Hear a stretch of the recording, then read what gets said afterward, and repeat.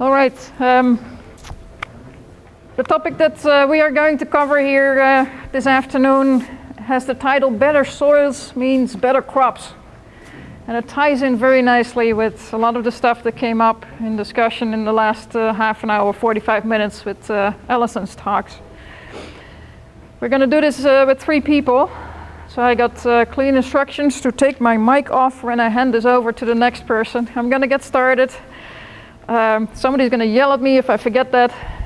The next person after me that is going to take over is Carl Zimick here with the ProDairy program. And then Sarah Lyons is a graduate student in our program. She will be presenting on more of the double cropping, cover cropping, keeping the ground covered aspects of crop rotations. I'm going to get started. I'm in the animal science department at Cornell, but soil scientist by training, working in agronomy and nutrient management. Want to get started by looking at sort of the trends in our yields over time. And the picture that you see here is the yields for corn silage and for corn grain, averages for the entire state of New York. These numbers are published every year. So we can just pick them up and look at it and see what the trends are. So I did that. And in yellow, you see the trends for corn grain. And in green are the trends for corn silage. Started out with the first numbers reported back in 1865. And the last numbers, the most recent numbers we have, 2017 corn grain data, and 2016 corn silage, because corn silage for 2017 had not been posted yet when I put this together. What are we seeing here in terms of yield increases? Trends. Anybody see a trend here? Corn silage is coming back down. Oh, let's focus on the positive.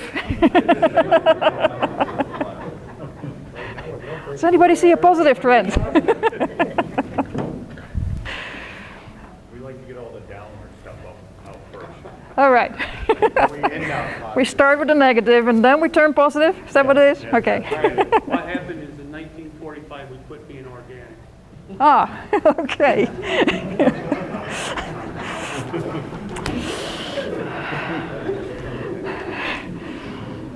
All right, so let me summarize all of this.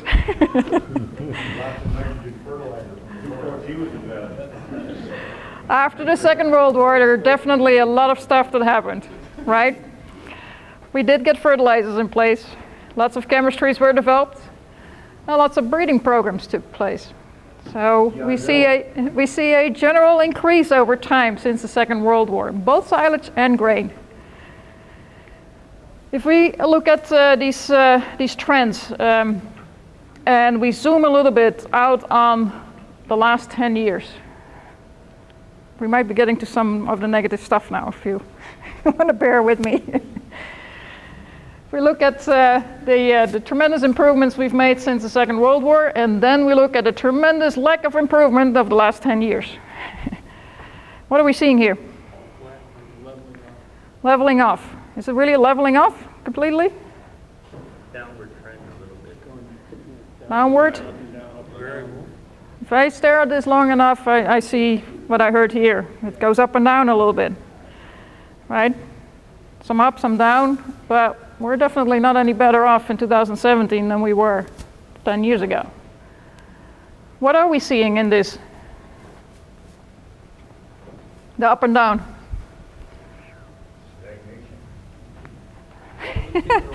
You're really positive today, eh? With stagnation because the breeding programs are... All right, let's talk about the breeding programs.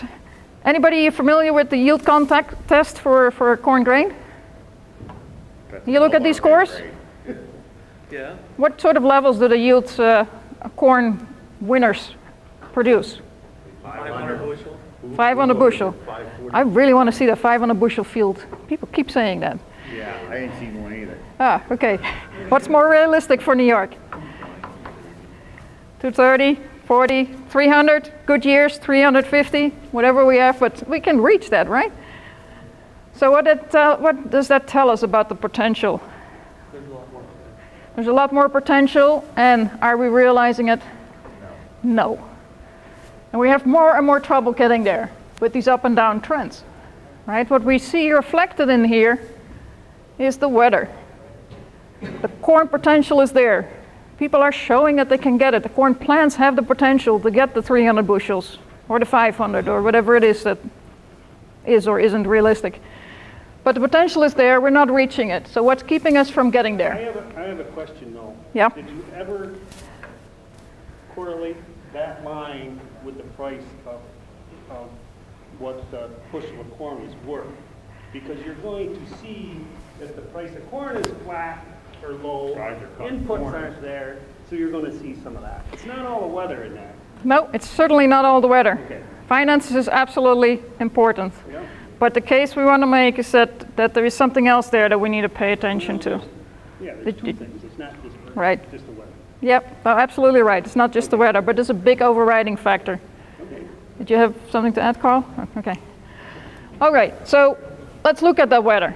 And here's why I'm emphasizing that, because there is a portion of that we have some control over. Not the weather, but how we deal with it. All right, 2012, 2016 in the state of New York, not everywhere, but large pockets of our state had issues of drought. Right, so we had some weather extremes in the last 10 years that explain part of that pattern that we see.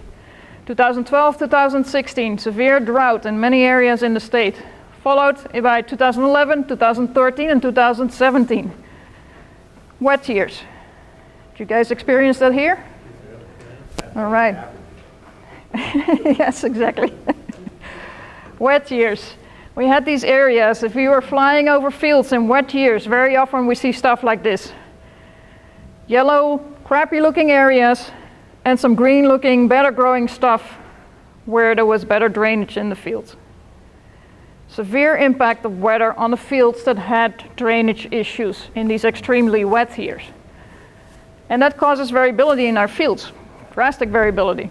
A lot of fields in the state of New York in wet years were looking like that. You guys might have seen that in your own fields, waves going through. If we start looking at the rainfall data, and here is where the link with the weather comes in place as well, and this is a very crude assessment here, but let's look at the rainfall between May and August in inches. These dots are the average yields for the state of New York. Again, averages here, just to get a sense of how important that is. We looked at that rainfall between May and August, set it out against the yield. Let's look at the right side here. R squared, the higher or the closer to 1, the better the correlation is. So pretty decent fit where the rainfall in the entire season between May and August explains a lot of the yield. Not everything again, but a lot of it. We see a yield hit when we have very low rainfall, the drought years. The yields are much lower than in normal seasons, whatever that means. And also when we have excessive rainfall, we take a yield hit. Right, so we have issues on the extremely wet side, we have issues on the extremely dry side. And better yields when we have something better distributed in the middle. And we can also look at the rainfall on the left side here between April and June and see similar patterns, but you also see that these R squared values are much lower. Just pointing out that it's not just early season rainfall patterns that are important, it's also what happens later in the season that dictates what yields we harvest at the end of the season. So rainfall, the distribution over the season, the total amount, all of that impacts our yield levels. If I look at the numbers and say, now across the state of New York, if I can get the entire state of New York on average to produce 150 bushels of grain, and I compare that with what we actually did between 2010 and 2017, we see that we need to increase the overall yield for the state of New York by 7%. And that's to achieve a statewide average of 150 bushels. If I say, well, I'm shooting for something higher, the corn can go 300, 500, whatever the yield potential is. Let's shoot for 200 bushels. To give you a ballpark figure, I need to increase the overall yield across the state of New York by 30%. Is that feasible? The corn tells us this. Some of our years we are doing pretty good. Some of the farms are showing that it's possible. What's keeping us from getting there? And that's where the rest of our talk is going to be about. Let me state up front that none of us can change the weather that we have right now. If I could, I would have changed that this morning and made the roads all nice and smooth and clear. But we can't. Let's say that we have a climate with more extreme events, as Alison was talking about, that we need to deal with. How can we address that? How can we work with that? The answer, in our view, is to focus more and more as we can on what we call the biological buffer capacity of our soils. Some people talk about this as soil health.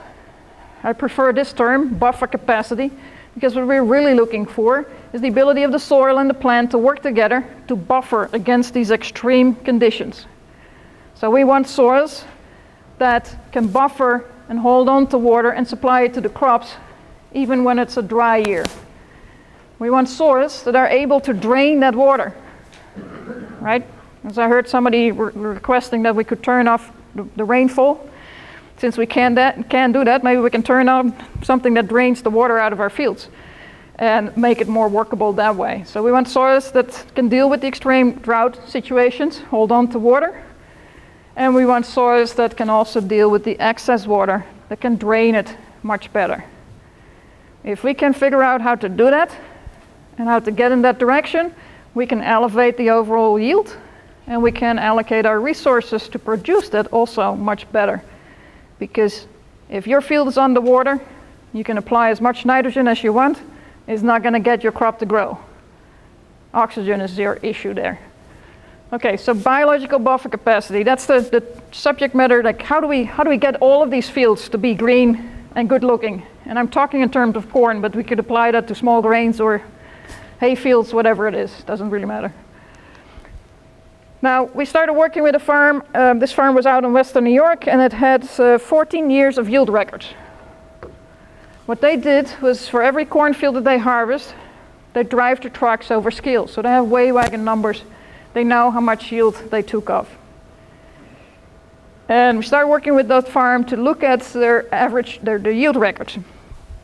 Now, imagine you have a farm that has, let's say, 50 fields. And I have yield records for those 50 fields for 2017.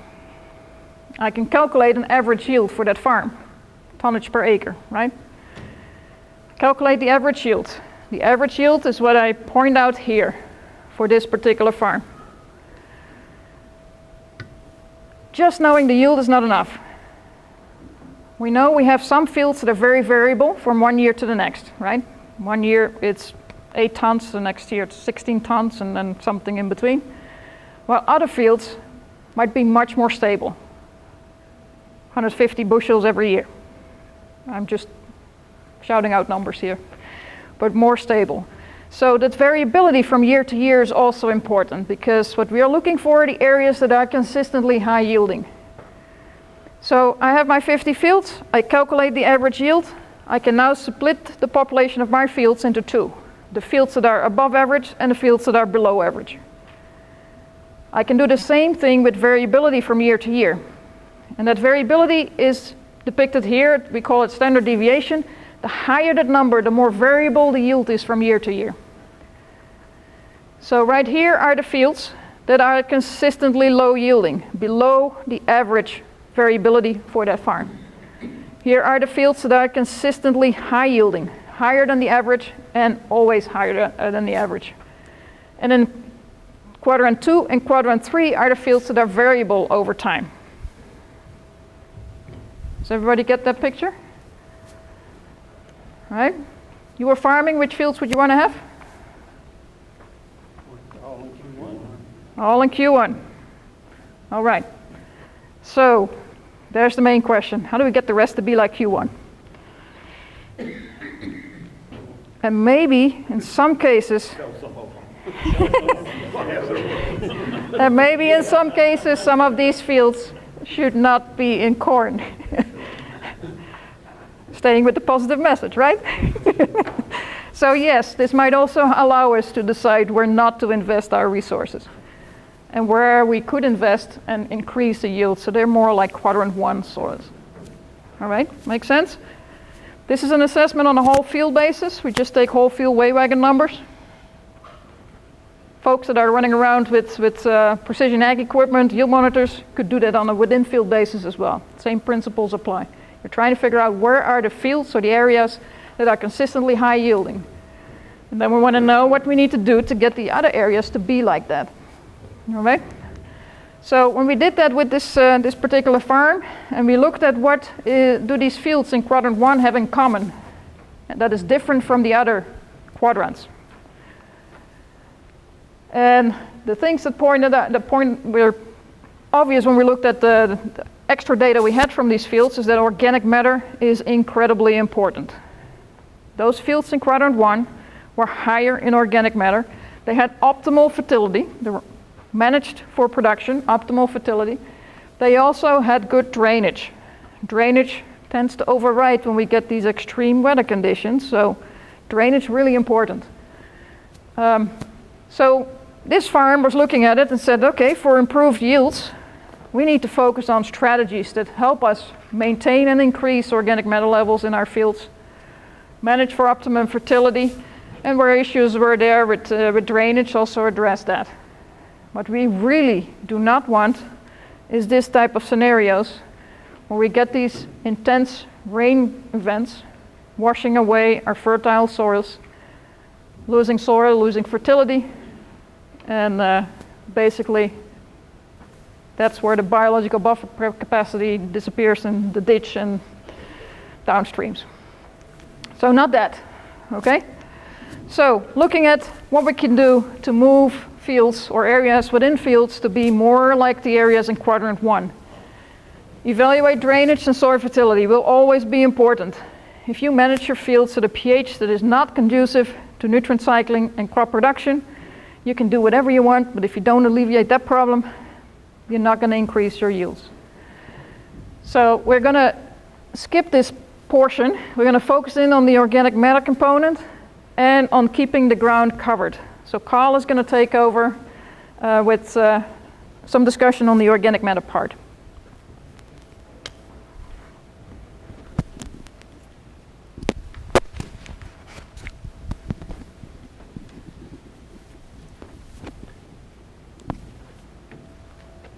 All right, thanks, Quirine. Let me get this clipped on. How's that? Can you all hear me all right? Excellent. So, I want to, back to this picture. You guys talked about taking soil tests, right? Some of you are taking soil tests. And one of the things you get on the soil test is an organic matter reading, right? And that organic matter comes from where? Right, that's that whole soil core depth. That's the average organic matter in that 6 or 8 inch core, okay? When you get soil erosion like this, where's most of that soil coming from? It's coming from the top. Do you think your organic matter is equally distributed perfectly over that, it's a lot of it's on the top, especially if you're, so my only point here to call to attention is when you get soil moving like that, you're losing more organic matter than you are, not more than soil, but you're losing a higher proportion of organic matter in that kind of a picture. So the good stuff is moving in something like this. So another reason to think about trying to control that. Okay, so we're talking about organic matter. Quirine talked about good drainage. You can either get that because your soils are naturally blessed with good drainage. Maybe you can put tile in, maybe you can't. But organic matter is an important part of also helping manage that soil's natural drainage capabilities, right? Who knows what an acre furrow slice is? Okay? At least one person who was at the talk yesterday does. I suspect he knew that before then. Just kidding. Anybody else? Acre furrow slice? Okay, so that's, you got a clue there is there's an acre, right? An acre of surface area, and the furrow slice is essentially that plow layer, right? That plow furrow layer, which also is normally our soil sample depth as well, right? So an acre furrow slice, around 6 inches of soil. In a silt loam soil, how many pounds of soil is that? Anybody know? Okay, I got 6 million to a million. Right, right about 2 million on a silt loam soil. And I joke about this, I'm just a dumb agronomist. And so 2 million is really an easy number to work with, right? Not 2.105 million, right? So 2 million is a good number to work with. And that's true on average, roughly 2 million pounds. Okay, good. So if I've got, for every percent of organic matter in a 2 million pounds, how many pounds of organic matter is that? 20,000 pounds, right? 1% of 2 million is 20,000. So 20,000 pounds of organic matter makes up 1% of organic matter in my soil. Okay? How much water can a pound of organic matter hold? Anybody know that one? 3 what? Give me a unit. Okay? Any other guesses? So roughly organic matter can hold about its own weight, maybe 3/4 of a pound up to a pound of water held by a pound of organic matter. So organic matter, right, from a water holding capacity perspective, from that buffering capacity that Quirine was talking about, from the weather kinds of issues that Allison was talking about, can be really important if we can get enough in the soil, right? So on that 1% of organic matter and 20,000 pounds, we're talking 15, maybe 20,000 pounds of water. Okay? So a really important player in helping to manage water. It's not gonna help our corn pollinate, right, in that late July, early August window, because you gotta have some rain up top. But it certainly can help buffer our soils and give us more opportunities to deal with some of the weather issues that may be coming at us. Okay, so that organic matter helps to hold water. It also helps what with our soil structure, right? Helps those soil particles bind together a little bit better.